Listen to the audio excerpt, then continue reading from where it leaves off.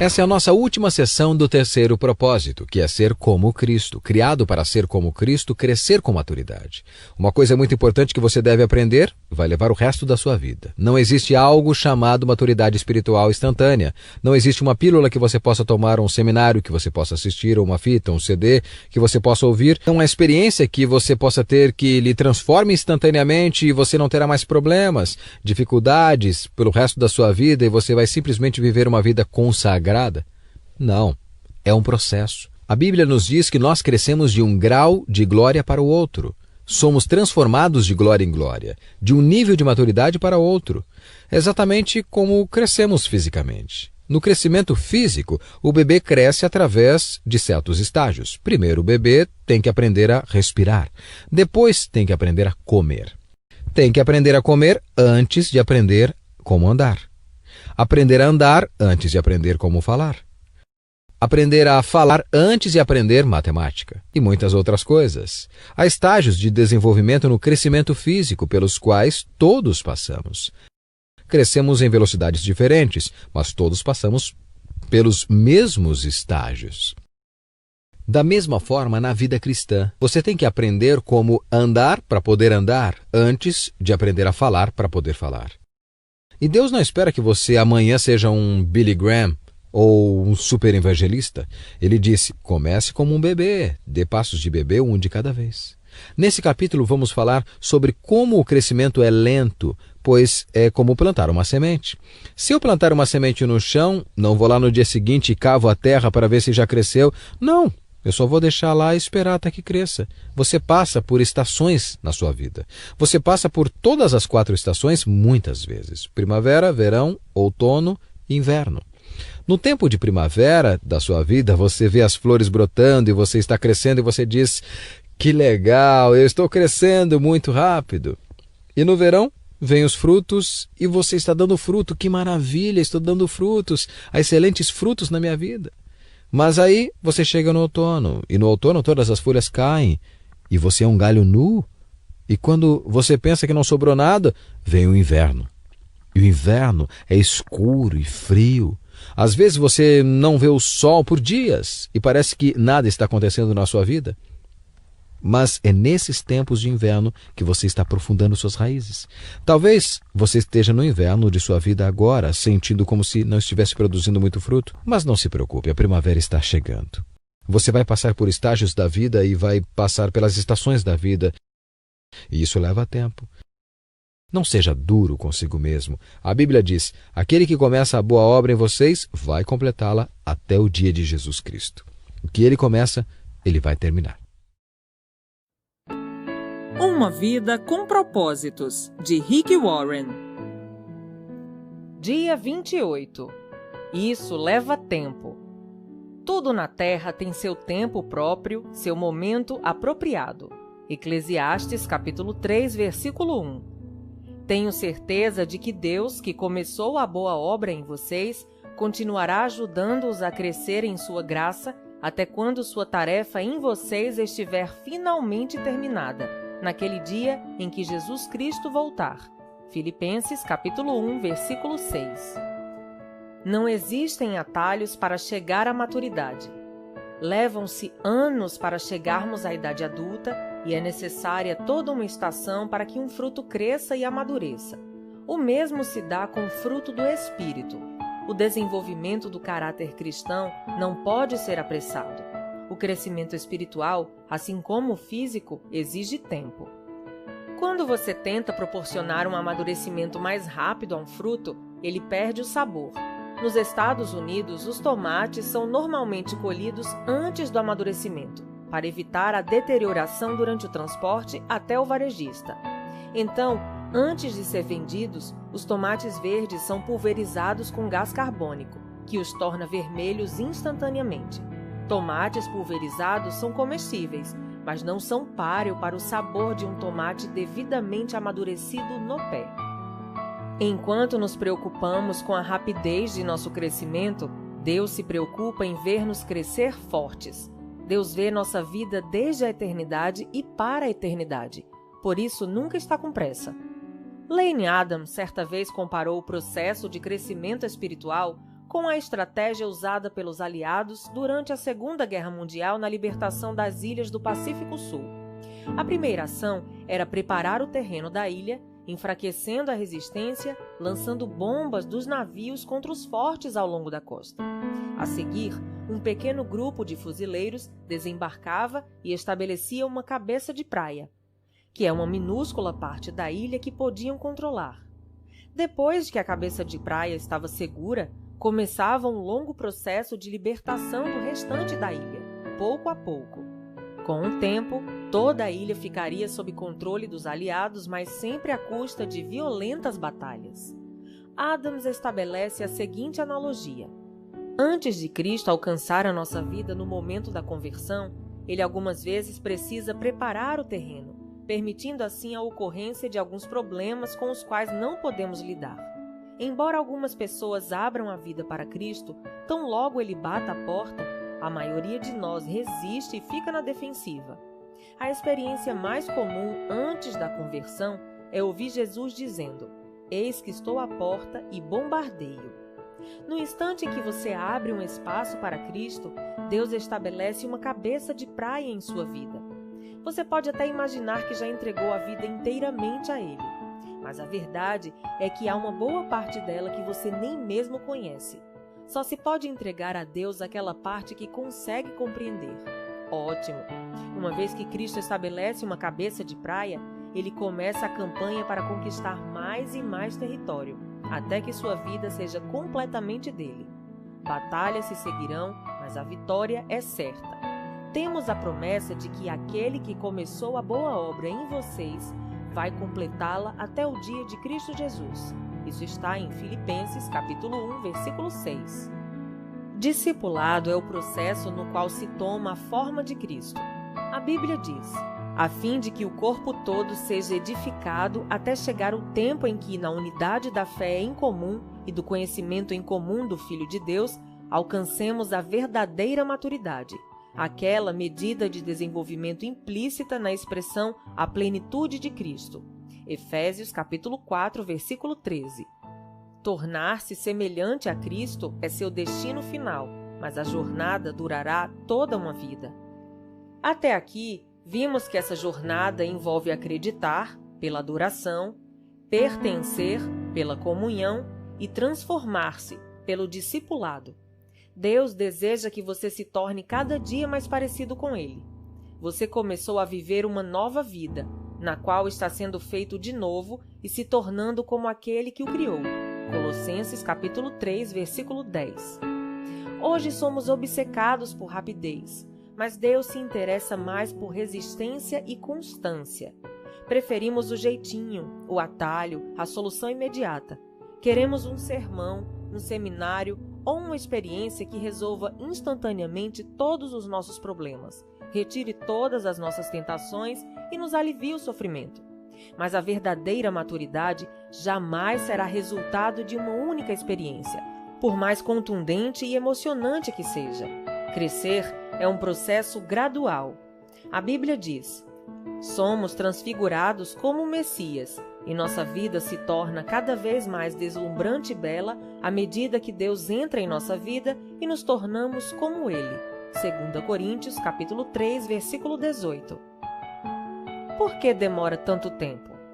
Embora Deus possa nos transformar instantaneamente, Ele optou por desenvolver cada um de nós vagarosamente. Jesus é cauteloso no desenvolvimento de seus discípulos. Assim como Deus permitiu que os israelitas se apoderassem da terra prometida aos poucos, para que não fossem prejudicados, Ele prefere trabalhar progressivamente em nossa vida. Por que levamos tanto tempo para mudar e crescer? Há várias razões. A primeira, nosso aprendizado é lento. É comum termos de repetir uma lição 40 ou 50 vezes até realmente assimilá-la. Os problemas repetem-se periodicamente e pensamos: de novo não, já aprendi isso. Deus, porém, é quem de fato sabe de que precisamos. A história de Israel demonstra quão depressa nos esquecemos das lições que Deus nos ensina e a rapidez com que retornamos aos velhos padrões de comportamento. Precisamos de reiteradas explicações. A segunda razão: temos muito a desaprender. Muitos procuram um psicólogo por causa de um problema pessoal ou relacional que levou anos para se desenvolver. E dizem: preciso que você resolva isso. Tenho 1 hora. Ingenuamente, esperam receber uma solução instantânea para uma dificuldade arraigada há anos. Como a maioria de nossos problemas e todos os nossos hábitos ruins não se desenvolvem da noite para o dia, é impraticável imaginar que possa desaparecer num piscar de olhos. Não há pílula, oração ou teoria que desfaça instantaneamente os danos causados por um longo período. É necessário um trabalho comprometido para todas as remoções e substituições necessárias. A Bíblia chama isso despir-se do velho homem e revestir-se do novo homem. Leia sobre isso em Efésios capítulo 4, versículos de 22 a 25, Romanos capítulo 13, versículo 12 e Colossenses capítulo 3, versículos de 7 a 10 e versículo 14. Embora tenha recebido uma natureza inteiramente nova no momento da conversão, você ainda preserva antigos hábitos, padrões e práticas que precisam ser eliminados e substituídos. Terceira razão. Temos medo de humildemente encarar a verdade acerca de nós mesmos. Já destaquei que a verdade nos libertará, mas com frequência ela nos torna, antes de tudo, infelizes. O medo do que podemos descobrir se encararmos honestamente os defeitos de nosso caráter nos mantém no cárcere da negação. Somente depois de permitir que Deus resplandeça a luz de sua verdade sobre nossas faltas, fracassos e traumas, é que podemos começar a trabalhar neles. É por isso que não podemos crescer sem uma postura humilde e receptiva ao ensino. Quarta razão.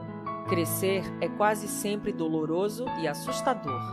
Não há crescimento sem mudanças. Não existem mudanças sem medo ou perdas. E não há perda sem dor. Toda mudança envolve algum tipo de perda. Você deve se livrar dos velhos hábitos para experimentar os novos. Tememos essas perdas, mesmo que nossos antigos costumes estejam fadados ao fracasso, pois como um par de sapatos usados, eram ao menos confortáveis e pessoais. É comum as pessoas destacarem sua identidade em torno dos defeitos. Elas dizem: é meu jeito de ser, eu sou desse jeito. A preocupação inconsciente é que, livres de um hábito, de uma dor ou de uma inibição, não sabem em quem irão se tornar. Esse medo pode certamente retardar o crescimento. Quinta razão. Hábitos levam tempo para se desenvolver.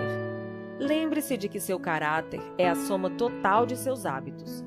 Você não pode se dizer gentil a menos que seja habitualmente gentil. Isso é, alguém que demonstre gentileza sem nem mesmo pensar nisso. Você não pode afirmar que é íntegro a menos que tenha o hábito de ser honesto. O marido fiel à mulher, apenas na maior parte do tempo, não é de modo algum fiel. Os hábitos definem o caráter. Só há uma maneira de desenvolver os hábitos que resultam num caráter semelhante ao de Cristo: praticando, e isso leva tempo. Não existem hábitos instantâneos. Paulo exorta Timóteo: pratique essas coisas, dedique sua vida a elas para que todos possam ver o seu progresso. 1 Timóteo capítulo 4, versículo 15. Com o tempo, você fica bom em qualquer coisa que pratique. A repetição é a mãe do caráter e da habilidade. Os hábitos que constroem o caráter são em geral chamados disciplinas espirituais, e existem dezenas de ótimos livros que ensinam a aplicá-las. Não se apresse. À medida que cresce rumo à maturidade espiritual, você pode cooperar com Deus nesse processo de várias maneiras. Creia que Deus está operando em sua vida, mesmo quando você não o sente. O crescimento espiritual, às vezes, é tedioso, porque avança um passo de cada vez. Assim, espere uma melhora também progressiva. A Bíblia diz: tudo na terra tem seu tempo próprio, seu momento apropriado. Isso está em Eclesiastes, capítulo 3, versículo 1. Na vida espiritual também existem estações, e pode haver uma curta e intensa explosão de crescimento, primavera, seguida por um período de estabilidade e provações, outono e inverno. E quanto aos problemas, hábitos e mágoas que você gostaria de eliminar miraculosamente? Não há nada de errado em orar por um milagre, mas não fique decepcionado se a resposta for uma mudança gradual. Com o tempo, uma correnteza lenta e firme desgastará a mais dura rocha e transformará penhascos gigantes em seixos. Com o tempo, um pequeno broto pode se transformar numa sequoia gigante com mais de 100 metros de altura. Mantenha um registro das lições aprendidas. Não se trata de um diário dos acontecimentos, mas do registro daquilo que você aprendeu.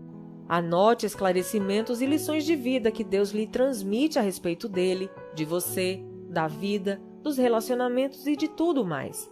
Registre-os para que você possa revisá-los, relembrá-los e transmiti-los para a próxima geração. A razão pela qual devemos reaprender as lições é que costumamos esquecê-las. Reler o diário espiritual regularmente pode lhe poupar muito sofrimento e desgosto. A Bíblia diz: é fundamental que nos apeguemos com firmeza ao que ouvimos para que não nos desviemos. Hebreus capítulo 2, versículo 1. Seja paciente com Deus e com você mesmo. Uma das frustrações da vida é que o cronograma de Deus raramente é igual ao nosso. Estamos quase sempre apressados enquanto Deus não está. Talvez você se sinta frustrado com o progresso aparentemente lento que está fazendo. Não se esqueça de que Deus nunca é apressado, mas é sempre pontual. Ele usará todo o seu tempo de vida a fim de lhe preparar para a sua função na eternidade. A Bíblia é cheia de exemplos em que Deus utiliza longos processos para desenvolver o caráter, especialmente o dos líderes. Ele levou 80 anos para preparar Moisés, incluindo 40 no deserto. Por 14.600 dias, Moisés ficou esperando e matutando. Será que está na hora? Mas Deus continuava dizendo: ainda não. Ao contrário do que anunciam os títulos de livros que fazem sucesso, não existem passos suaves para a maturidade, nem segredos da santidade instantânea. Quando Deus quer fazer um cogumelo, Ele o faz da noite para o dia, mas quando quer fazer um carvalho gigante, leva 100 anos. Grandes almas são desenvolvidas por meio de lutas, tempestades e períodos de sofrimento. Tenha paciência com o processo. Tiago aconselha: por isso, não desistam facilmente. Essa perseverança os ajudará a amadurecer e a desenvolver plenamente o caráter de vocês. Tiago, capítulo 1, versículo 4. Não desanime. Quando Abacuque ficou deprimido por achar que Deus não estava agindo rápido o suficiente, Deus lhe respondeu: essas coisas que planejei não acontecerão, porém, imediatamente. Devagar, firmemente e com certeza, vai se aproximando o tempo em que a visão será cumprida. Se parecer demorar muito, não se desespere, porque tudo vai acontecer mesmo. Seja paciente.